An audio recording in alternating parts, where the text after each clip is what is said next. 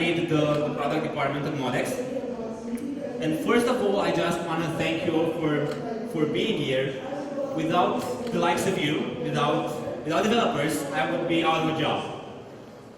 Why is that? Because I envision products, and in building products, people like you and people like me team up together more than the industry realize, or more than the people realize the importance of this relationship. And I just want to point that out. I've been working in tech for the past 10 years. And besides having a background in mathematics, I was fascinated by technology because it's kind of sits above everything else that we do. It doesn't care about politics, it doesn't care about people's opinion, it's just input and output, right? In my opinion, it's the most democratic thing that humanity has ever created. Until blockchain. Blockchain took that up a notch. And that's the thing that I want to talk with you today.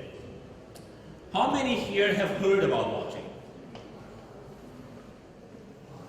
And how many know what blockchain is? Right, so a blockchain is a distributed and decentralized ledger of immutable transactions. You can imagine the blockchain as a closed database with a few more other properties, like decentralization, highly secure, data is immutable and tamper-proof, you cannot change it, and also the data is distributed. What that means is that there is no central power over governing the system, right? On the blockchain, the data doesn't lie on a central server. It sits on all the nodes, and every node has the whole database, right? Every node has a copy of all the data that's shared between the nodes.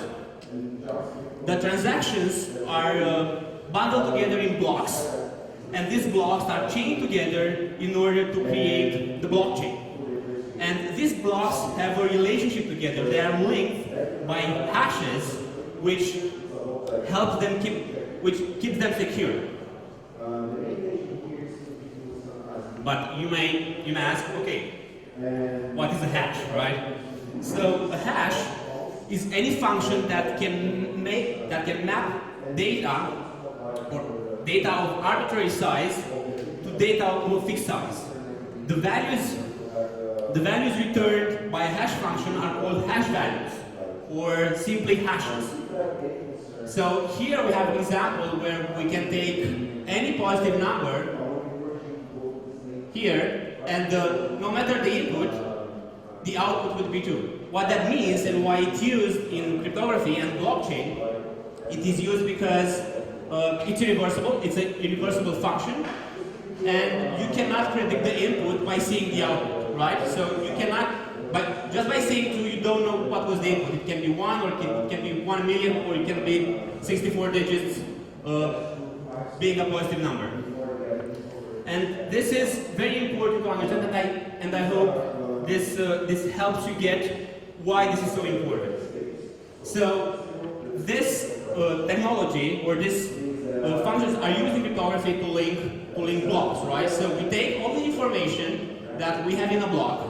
That's why it's important for these functions to map arbitrary size data to fixed data. So we take the list of transactions, we have every line, right? We take the timestamp, and we take the previous hash of the block before, and we create a central hash, which will be our identifier for the block. And it's very important, as I mentioned earlier, the blocks are linked, right? So we are using this hash here to create the next one, and you are using this one to create the next one. And this is very important, right? And why is that important? Because if you somehow decide, you see here it was carry, right? So we just changed 1 digit, and we created Barry, right? So if you change just one simple thing, the entire hash changes. And what's the implication? the blockchain changes, right? So we have here a missing link, right? We have these two hashes connected together, but this hash that does not connect with this hash, right? So this is feasibly impossible to, that's why the data is tamper-proof, and that's why the data is immutable.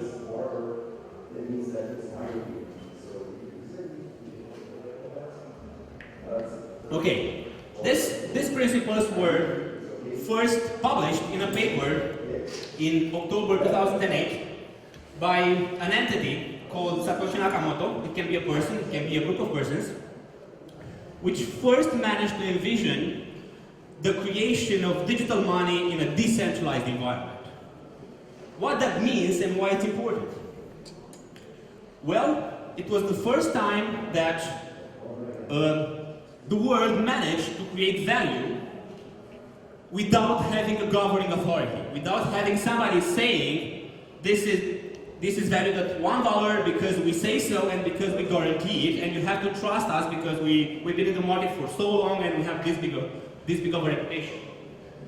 As a consequence, not even to this day, nobody knows who this entity called Satoshi Nakamoto is, but he managed to offer the first feasible solution of decentralized money. Well, nobody couldn't care him less in the beginning. But then Cyprus crisis came, right? And the Bitcoin skyrocketed from $1 to $240. Well, when that happened, people started to notice. And what happens when people start to notice things? They want to change it, right? They want to make it better. They want to improve it. And they started to build on top of the Bitcoin blockchain. But soon, they realized it's very difficult to do so. Why? Because you have to write line by line. There isn't any functions or type if syntax that you can use. You have to write line by line. And the project that you may write in JavaScript or Java, which takes you like a day, to build on top of Bitcoin blockchain, it could be like a research project which may take months. So that was they set up the stage to create the second generation of blockchains, right?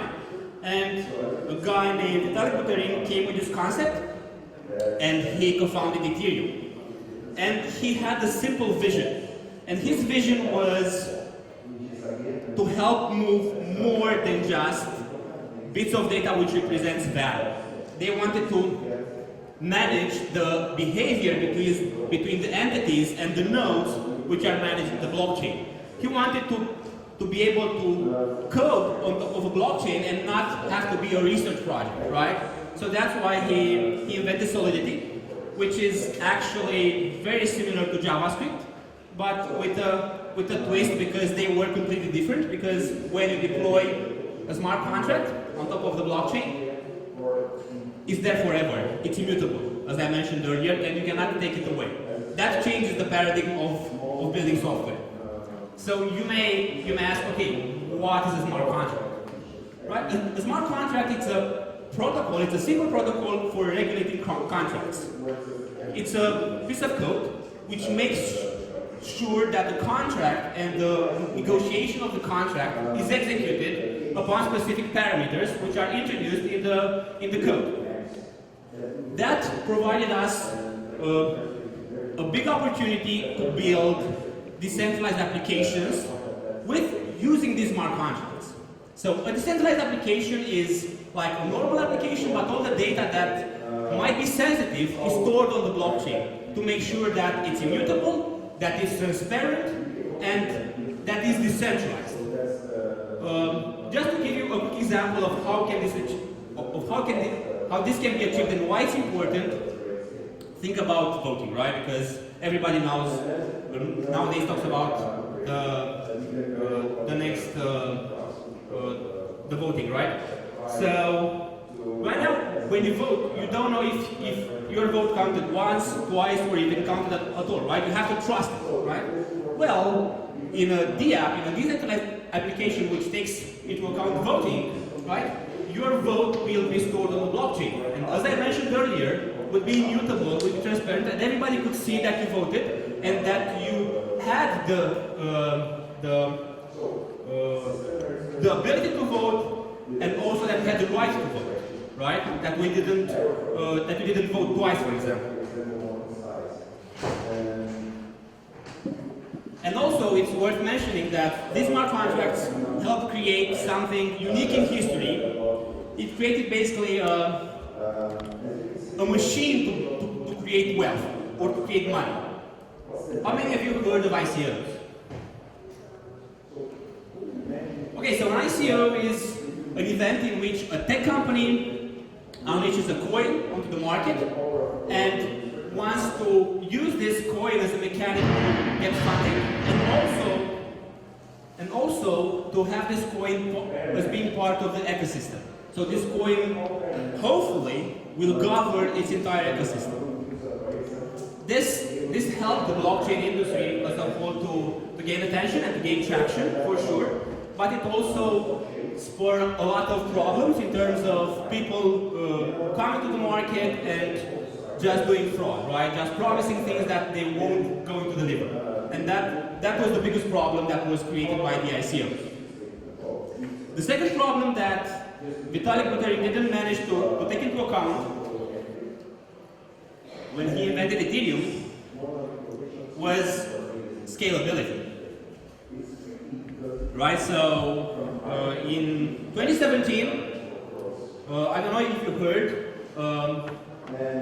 a game, you can say it's a game, called CryptoKitties, kind of went viral in the crypto community, and it was used by tens of thousands of people, and it completely killed us. It completely killed the Ethereum blockchain in the sense that it was blocked, right? A transaction that would have taken, let's say, 30 seconds to confirm, it would have taken hours now, at best. And that provided us, the community, again, as the Bitcoin blockchain provided us the opportunity to build the second generation. Well, the problems that we saw in the second generation blockchain were implemented in the third generation of blockchains.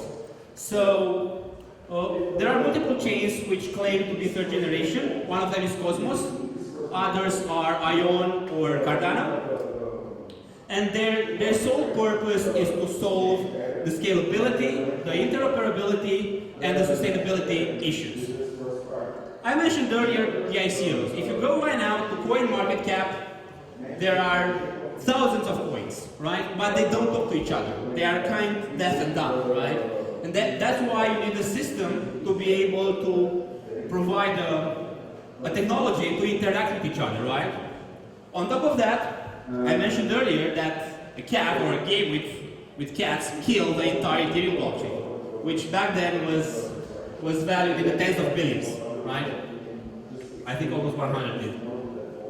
A huge amount, and was killed by a cat, right? That's crazy. So Cosmos is looking, specifically Cosmos is looking to solve the scalability issue by providing a hub, it's called the Cosmos Hub, and also by providing zones, which will, you can see the zones as being every blockchain with its own zone, which will interact with each other through Cosmos Hub. But here again, we had a problem, right? Imagine an enterprise, and imagine a team leader going to his boss and say, okay, we are seeing Ethereum as being a promising technology. We are seeing Cosmos and others, Cardano and others as being promising technologies. But they are beautiful. There are big open source projects. They are public, right? Let's build on them. Let's be the early adopter and build on top of these protocols. But we have no saying of where this technology is going. We have no saying of how our data, maybe our data needs to be private, doesn't need to be public. So you have all these kind of problems which work beautifully in the real world, in an open economy and in an open community, but don't really work for enterprise. And that spurred the innovation to create enterprise-grade blockchains. And the biggest difference was on the enterprise grade side, the enterprise has the say where the technology is going. And they have the say because for them it might be important the data to be, for example, private. And Hyperledger is leading IBM with its Hyperledger Fabric, Sophos, and others is leading the charge. There are others like Tendermint as well. And these blockchains implemented in the enterprise give the enterprise the possibility to set permissions, to set the rules around data sharing, to set worker versioning, and most important, to set how the nodes work together. In an open blockchain, all the nodes sync and all the nodes have the data, but imagine an enterprise having its headquarters in the United States and having a big subsidiary in Asia or in Europe, and they are not allowed to share data with each other. They are just allowed to share data within their region, and that's a big problem that cannot be tackled with open blockchains, right? So this was tackled by, as I said, by IBM. And why it's important? It's important because when you want to push a new technology like blockchain to the market, you have to push it from both sides. You have to push it from the developers and entrepreneurs side, which are most likely to work on the open blockchains, the ones that I mentioned. And also you need the enterprise because they have all the resources and all the funding to hire the smartest people in the world to work towards making blockchain ubiquitous. So they are doing that, and the most notable use case is a stablecoin. So 6 big banks in US went to IBM and say, we want to work with you to help us build a stablecoin, which is crypto. It will be 1-to-1 to the dollar. We want to build it on Stellar. Stellar is another blockchain. So this is very important because it shows how powerful the enterprises are, and we need to acknowledge that, and we need to take that into account. And actually, all this effort which is done by the enterprises helps us fast track the blockchain adoption.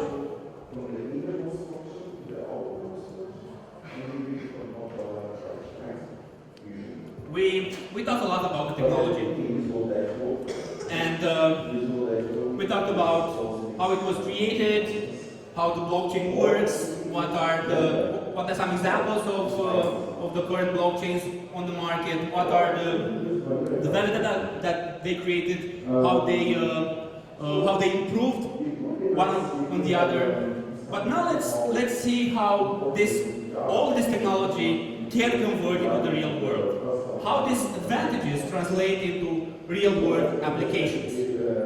Let's see what we can do with this. For sure, one of the first use cases that come to mind is payments, right? So I already mentioned that 6 banks in US are working with IBM to create a stablecoin on top of Stellar.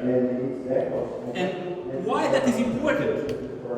Well, think about transferring big amounts of money between banks, between different geographies, right? It's pretty difficult. They have a pretty intricate system. I work in fintech as well, and it's a nightmare, right? With using Stellar, for example, that transaction can be done in seconds, and that changes the paradigm because it's having this decentralized ledger of transactions changes how banks work together, and it helps them work faster and cheaper, and actually improve their relationship with one another and with their customers.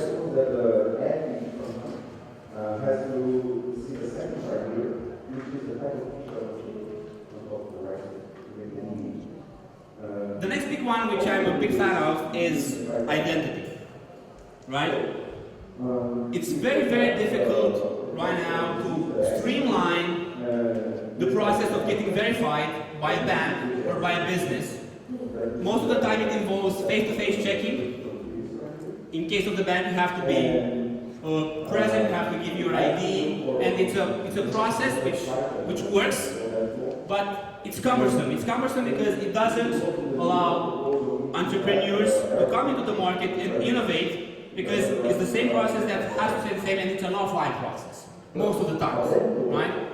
But using blockchain, you can streamline that process, and you can make it highly efficient, and you don't have to do it like every time you need to be verified by a business. And this can be achieved by being verified either by the institution in the country that you reside in, or by trusted third parties which work with the central institution which issued your ID card, right? That's very important because you, the customer, can initiate the checking procedure.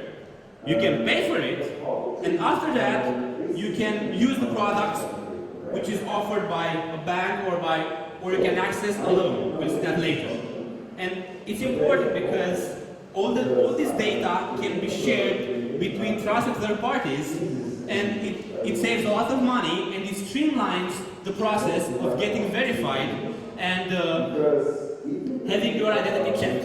And imagine the following scenario where you have the central institution which issued your ID, you have your electricity bill which was issued again on the blockchain, and it was taken through a hash function, so the output is secure. If you change one small pixel in the invoice, the hash will be completely different, and that will be visible, and that it's not possible being stored on the blockchain. And you want to, and also your bank gives the all your history again on the blockchain. And now you want to access a credit, right? So that can be done in an instant, cross-border, without having any intermediaries, right? Because the bank or the entity which gives you the loan can see your credit history, and they are sure that you didn't tamper with that information. Also, you can use like an electricity bill or any other invoice from your local providers as a proof of residence, and you cannot fake that as well. And most important, they see that your ID card or the identity document that you provided were indeed issued by this third provider or by your institution in the country that you reside in. So it's a super secure process, it's a direct process, it helps save a lot of money, and the most important thing that it can work cross-border.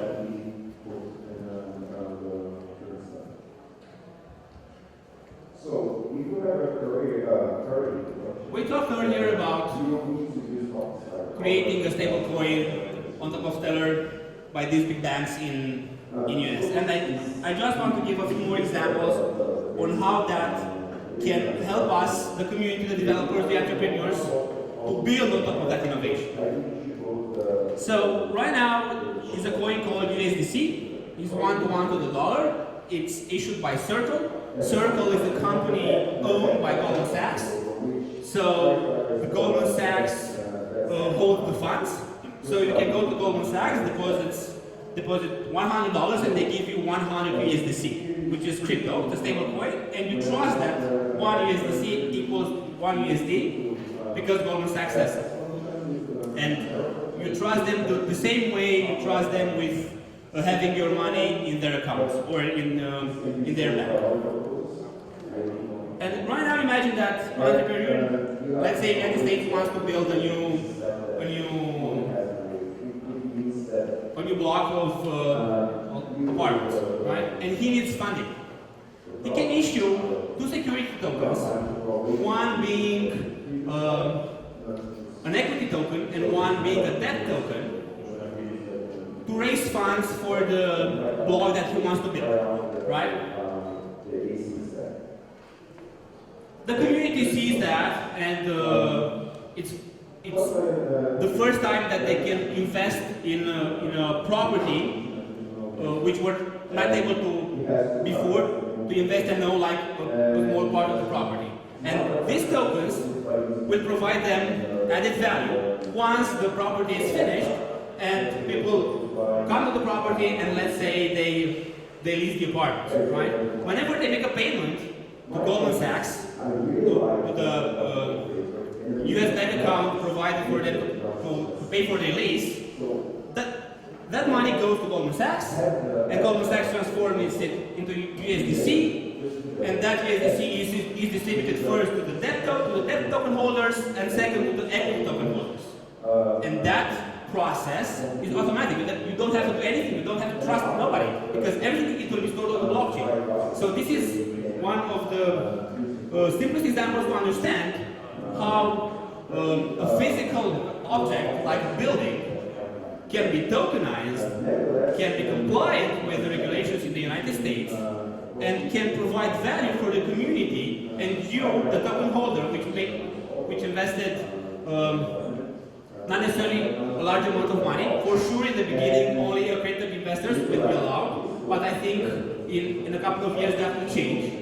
And now you own a small piece of an apartment building, and that's an opportunity for you. And this avenue was created by leveraging blockchain technology.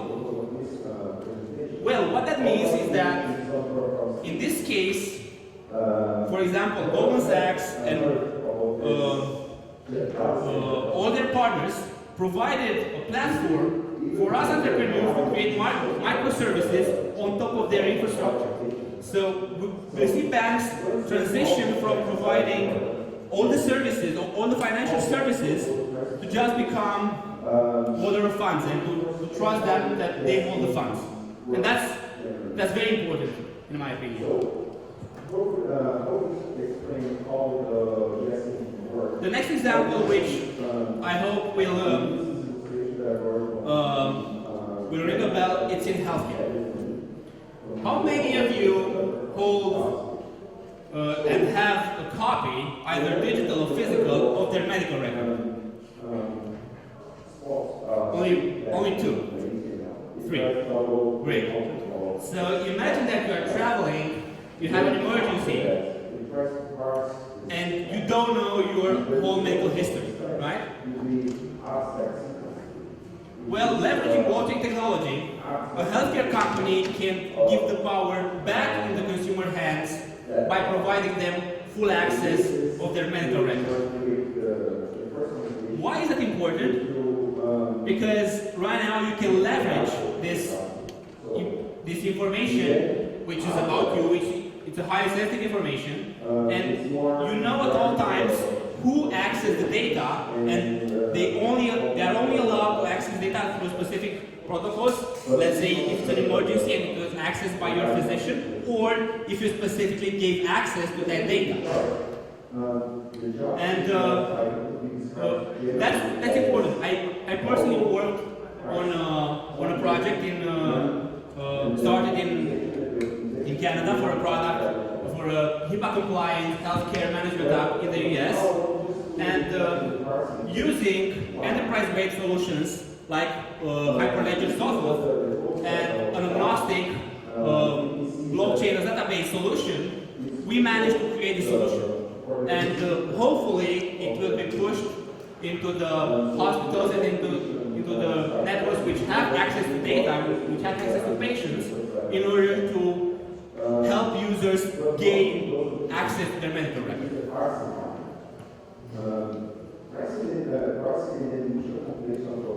I hope by now I managed to paint a picture of how technology works and how it can be leveraged to build services and products which can decentralize the world as we know. And I think it's very important to mention that using blockchain technology, we can live in a world with a truly open democracy, where people control their data, control their money, control their healthcare. They no longer need to rely on centralized systems and companies which sometimes do harm. Well, the world relies on us, the developers, the entrepreneurs, to build the solutions, to leverage our knowledge. And because we are able to do it, and it's within our power to do it, it's our duty to do it. And it is our responsibility to do so. And with that, I thank you for the attention, and hopefully you manage to understand what blockchain is, how it works, and what can you do with it. Thank you. Thank you.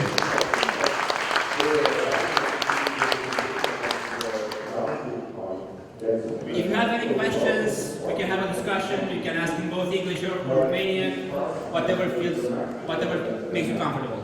Okay, we have about 6 minutes, so if anyone has any questions. Blockchains is certainly a subject that has a lot of unknowns and a lot of magic around it. So there are lots of well, yeah, because it's mathematics, it's in extreme maths, right? So Yeah. it's a lot of primary numbers, a lot of magic behind the scenes. So, any questions? Going once, going twice. Please. There's one. Hold on. So I wanted to know if I understand it right. In order to Can make, you speak a bit in louder? order to build the simplest blockchain, one has to have some records that and make a hash of that record. And when I make the next record, make a hash of all the records with the previous hash inside of the. Yes, so this is done automatically when a block is confirmed. So when a block is created, you have transactions, right, which are inputted by let's say by entities which are interacting with the blockchain. Florin Otto want to send one Bitcoin. What's your name? Sorry. Adrian. Adrian? Yeah. Wants to send you, Adrian, one BTC. So I submit this to the network, right? If I have one BTC in that specific wallet, the network will see that and eventually will validate my transaction, right?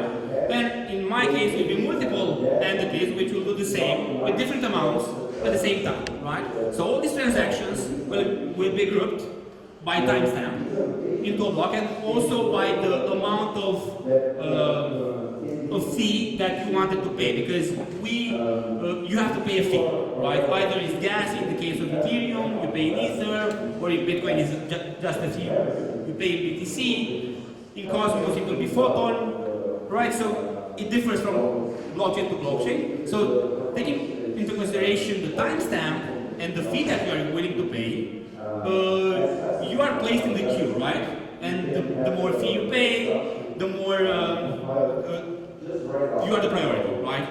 If you pay the biggest fee. It's an open market, and you can see how much you should pay, and it's not that much, right? So your transaction is hashed, right? And all the transactions in the block are hashed. This is the question. What is hashed from the transaction? All the data of the transaction, or all the data of the transaction plus the previous hash? No, so you take a transaction, you hash it. What that means is that you input into a hash function, which takes all the data that I, with my public address, sent to you with your public address, one Bitcoin at that specific point in time, and I was willing to pay this amount of fee. It takes all this information and hash it, right? And So the hash, it's takes input the information from this information. the and previous hashes. no, I mean, it doesn't have to do with any previous the hashes. It doesn't have to do with any previous hash. It's just hash this information, right? Okay. So this will be one line of digits, of fixed digits, and you'll have like 10, 20, 30, 50, 100 lines, right? For all the transactions in the block. Then we take all these transactions, which are hashed, we take the timestamp of the block, we take the hash of the previous block, and we add a nonce, which is the constant, and we hash all this information together. Okay. And then we create a new hash, which is the same size as a simple hash, as the one that we did for a transaction, but it's different, right?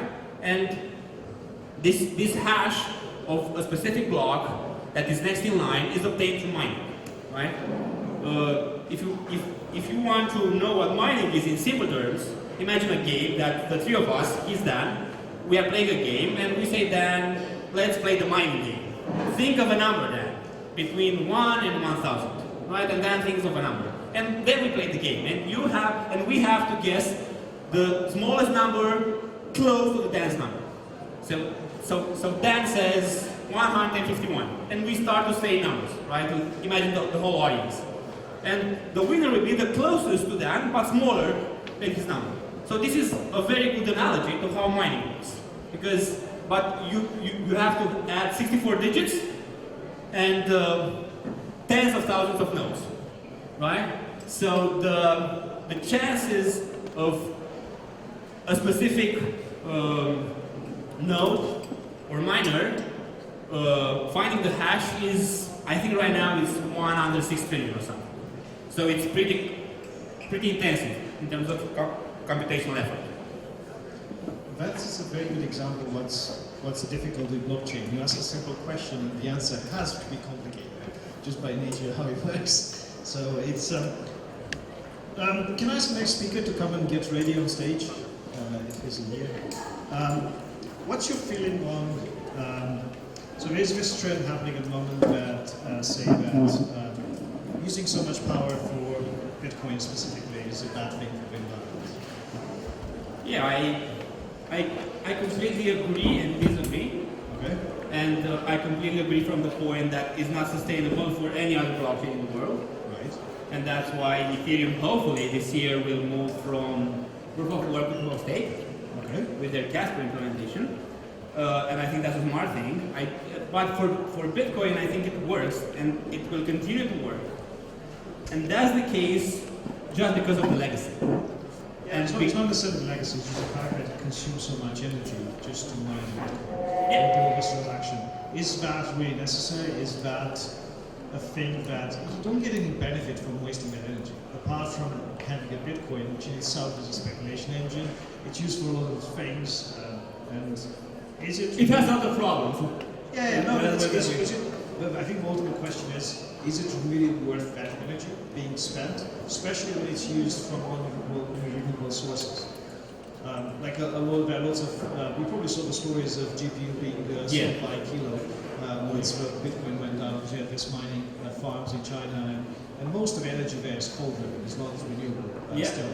And no, if you think that's a big problem. If you think the amount of coal they burn to actually... That's a big problem. That's a big problem.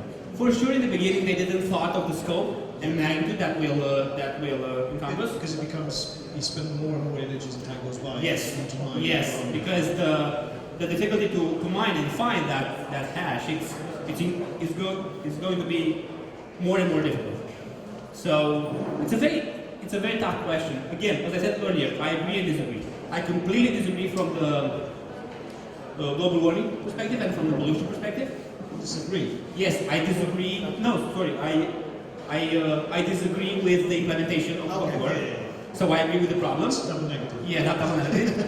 And I agree with the implementation, taking into consideration the time it was invented and all the innovation that is worked. So eventually it will be superseded by things that will be better to actually run, and it won't be so much open to mining and kind of speculation. It's already superseded, but again, the Bitcoin is just a store of value.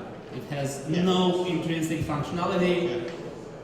In theory, it has no intrinsic value in theory, but a lot of people put value on it. They seem to invest a lot of money just to kind of, cool. That's a good slide to finish on. Yeah. Brilliant. Thank you so much. I appreciate your time. Thank you. Thank you.